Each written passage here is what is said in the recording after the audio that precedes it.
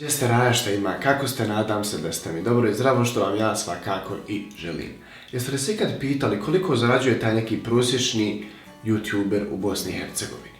Ako jeste, ovo je video za vas i treba da ga pogledate do kraja jer ću otkriti neke poprilično interesantne, a pomalo i šokantne informacije i činjenice vezane za zaradu na YouTubeu u Bosni i Hercegovini. Zašto sam ja zapravo odlučio da snimim ovaj video?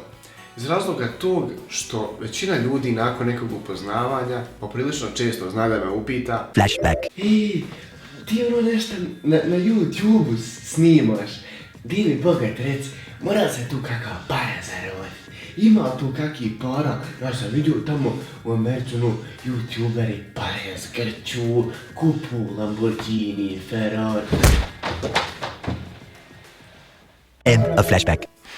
i tako nakon nekog vremena ja shvatim da u Bosni, odnosno na Balkanu, generalno vlada neznanje po pitanju digitalnih medija i socijalnih mreža, klikova i svih tih nekih famoznih dolara koji ispadaju iz ekrana, onih koji snimaju nešto na internetu. Stoga je odlučio da snimim ovaj video gdje ćemo otvoreno, iskreno i bez nekih muljanja razgovarati baš o tim nekim tabu temama što se tiče zarade na internetu kroz objektiv moje kamere. Jeste li se ikad pitali zašto većina YouTubera ne razgovara o svojoj zaradi na YouTube? E pa, poprilično jednostavno.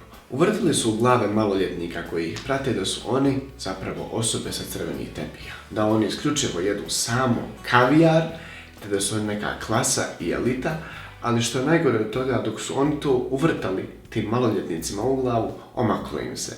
Pa su uspjeli i tu sebi isto tako da uvrte, pa su nakon nekog perioda počeli da razmišljaju da su dostigli rang poput nekog Ronalda ili Jennifer Lopez. Ali nećemo sada generalizirati živote YouTubera. O tome možda u nekom narednom videu, a sada idemo da razgovaramo o onome zašto ste vi kliknuli na ovaj video, a to je mora li se bratu zaraditi nešto od YouTube. Da biste što bolje shvatili ono što vam ja želim prenijeti, navešću neka od najučestalijih pitanja koja se dotiču zarade na YouTube. Pa da počnemo. No! God, please, no! No! Zašto YouTube plaća YouTuberima? Pored toga što je YouTube ogromna platforma za dijeljenje i gledanje video zapisa, YouTube je jedna velika marketing agencija. Pokušajte da zamislite YouTube kao jednu veliku ploču, jednu veliku oglasnu ploču ili hajmo kazati baner, koji je podijeljen na mali milion ekrana. Svaki taj ekran predstavlja jednog YouTubera.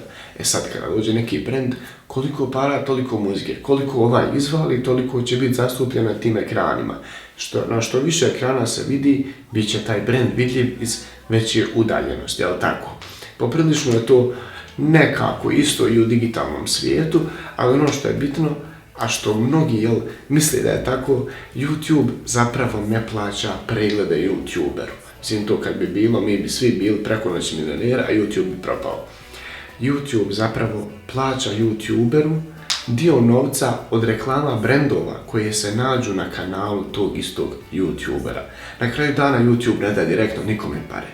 To rade kompanije koje rade paralelno s YouTubeom poput AdSense-a, Mašinime, Adreva i tako dalje. Zašto strani YouTuberi zarađuju više? Zašto oni stvarno mogu kupiti Ferrari ili Lamborghini od YouTubea? Zarada koju neki YouTuber dobija od kreiranja videa za YouTube zapravo ovisi o tome koliko je stabilna i jaka država odakle potiču njegovi gledaoci. Možda je smiješno i blesavo kad vam kažem, ali je istina da je bolje imati 10.000 pregleda iz Švedske nego pola miliona iz Bosne. Mutavo je, ali pokušat ću da vam objasnim na što jednostavniji način da bi me baš svi shvatili. Od 6 do 66 godina, jel? U Švedskoj, ako smo već uzeli za primjer, imamo Ikeu, imamo Volvo, imamo Spotify, imamo H&M i tako dalje. Sve su to neke ogromne, velike kompanije koje broje milijarde i milijarde prometa i prihoda svake godine. Šta rade te kompanije? One imaju godišnje budžete koji izdvajaju na marketiranje na digitalnim medijima. Što znači da dođe jedna Ikea i kaže evo $300 miliona na godišnjem nivou, pa tamo kad neće neko nešto klika u Švedskoj da iskoči Ikea. Dođe Volvo isto tako da 400 miliona, dođe ovaj da toliko i onda se naberu jedna ogromna hrpa para. Ti kad zapravo podijeliš sve te milijone i milijarde na broj stanovnika, ti dođeš do cifre da je, ne znam, klik tamo u u Švedskoj, odnosno CPM na 1000 pregleda izađe do 18 nekih dolara. U Bosni. Ko se u Bosni još oglašava? Dođe tamo neki Mirko, kaže, vidio sam ono nešto, plaća se to YouTube, to iskače. Ma ajde, kaže, evo, dadni, kaže, 100 eura, halo, nek se vrti, treba da iskače, mi smo kompanija jaka, 100 eura, ja. Možda kako 95, da kutiju cigara usput. I onda kad ti 95 eura podijeliš na 4 milijuna, zapravo nije 4 milijuna stanovnika u Bosni, 1.300.000 imamo korisnika interneta, kad podijeliš te pare i još tih nekih firmica koje mi imamo, mi dobijemo 0,0001 dolar po nekom pregledu. Naravno, pregledi koji opet zakače tu reklamu koja im iskoči. Zato smo tu gdje jesmo i zato se ne isplati biti YouTuber u Bosni, ama nikako. Treće, najbitnije pitanje ovog videa, koliko onda zapravo zarađuju YouTuberi u Bosni? Da bih vam to pokazao i objasnio, moramo se prešaltati malo do mog laptopa.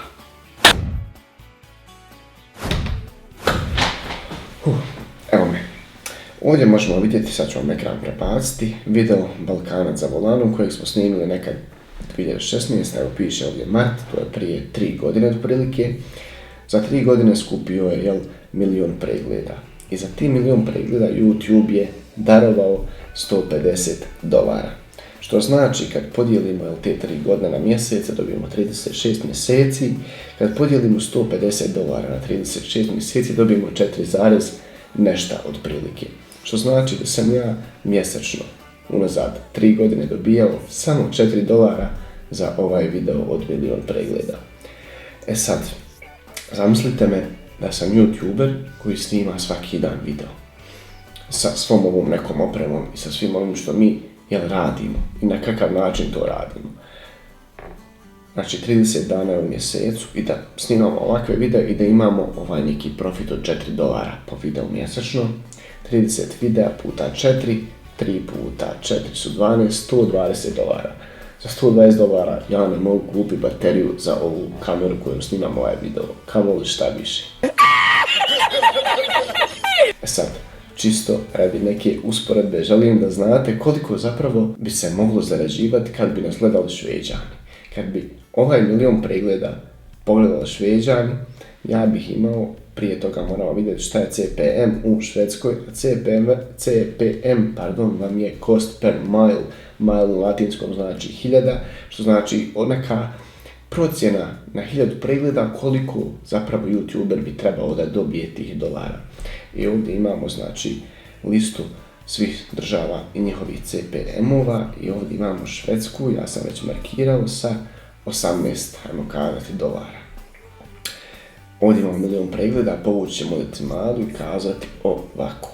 1,030 i to ćemo zaokružiti, nećemo kazati 36.000 puta $18 koje bismo dobijali CPM-a u Švedskoj kažu $18.500. Znači ja bi za 3 godine dobio $18.500 za ovaj video.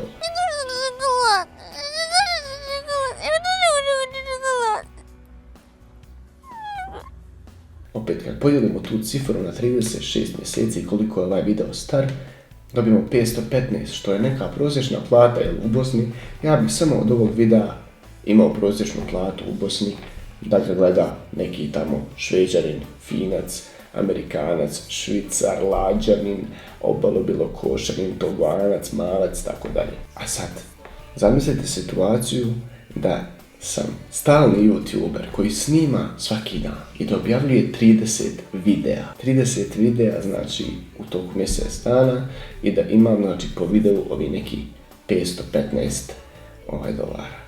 Što kaže puta 30 jest jednako 15.000 otprilike dolara, što vam je 25.000 maraka mjesečno bih ja kao YouTuber mogao da imam kad bi me pratile Švetkinje.